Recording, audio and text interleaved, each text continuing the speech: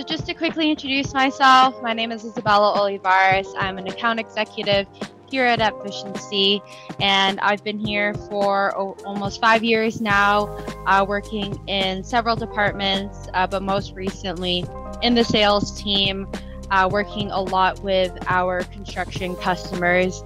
I'm based in Vancouver, BC, and before coming to Appficiency, I actually worked as a mechanical engineer for a couple of years before getting my MBA and coming over to the IT space. So that's a little bit about me. Today I'll be answering some questions around selling techniques and sales cycles when it particularly comes to working with our construction customers and prospects.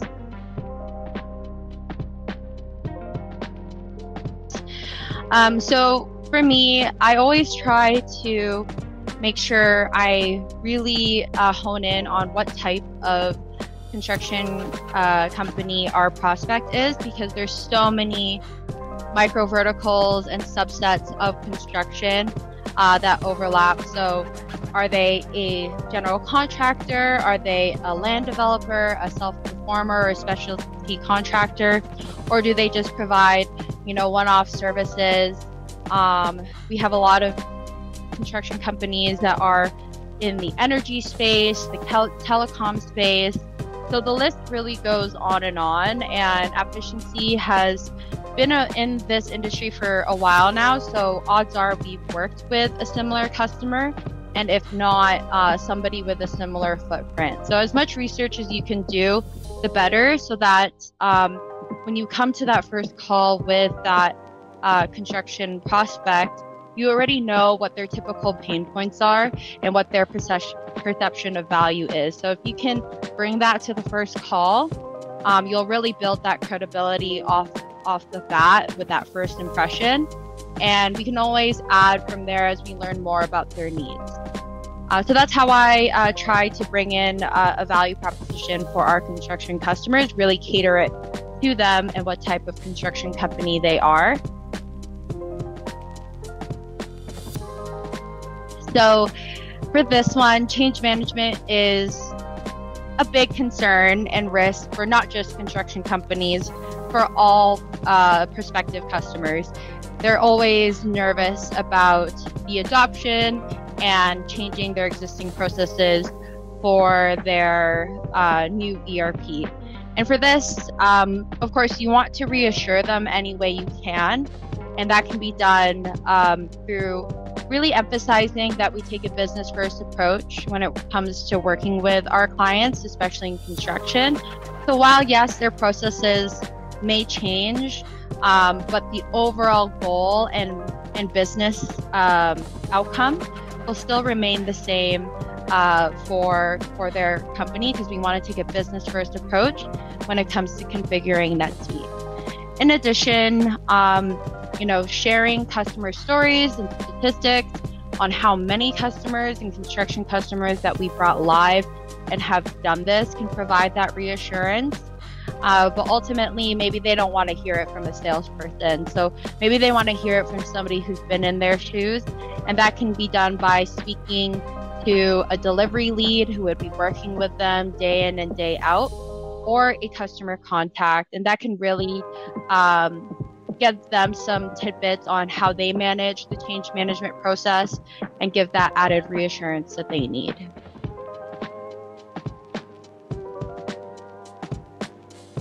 So I've had the privilege and honor to work on a lot of these longer and complex deals.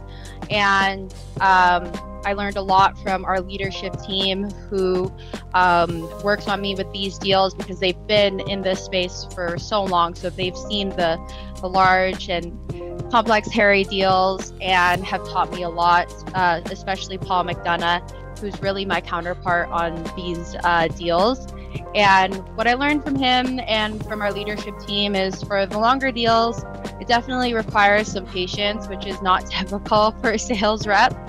But we have to understand for these larger companies that the evaluation for them is not a straight line process. So we need to be considerate of that and really understand where they're coming from, what their internal process and stakeholders look like, and understand how we can help them. We can stay engaged with them by seeing how we can help them internally. Maybe they're building a business case to present to their executive team, so we can provide them information to build that business case.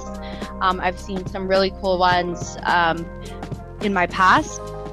And ultimately, we just want to be that trusted advisor for them so that they feel like they can come to us throughout the long sales cycle and constantly reach out and just feel like they can ask us anything when it comes to their ERP needs.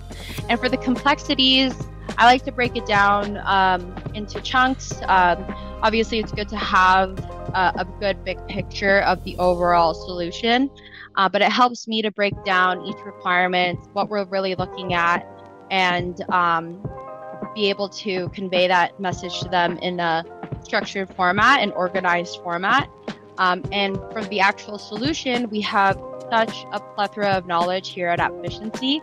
They're really seeking support from that delivery and technical team and leadership team, because honestly, 99% of the time we've seen it or something similar, and they can definitely support in the solutioning of those complexities. So as I just mentioned before, there are so many ways we can stay engaged with the prospect by being that trusted advisor, seeing how we can help them, and understanding their internal process to support them in that. I also find with construction prospects, particularly, going on site goes such a long way because they're super relationship based. A lot of these customers and leadership teams come from working on the ground themselves, from blue collar jobs, trade jobs, and it's very in person when it comes to business for them. And so if you can go on site, build that relationship, and keep them engaged that way, I feel like that goes a really long way for our construction customers, more so than some other industries that we've worked with.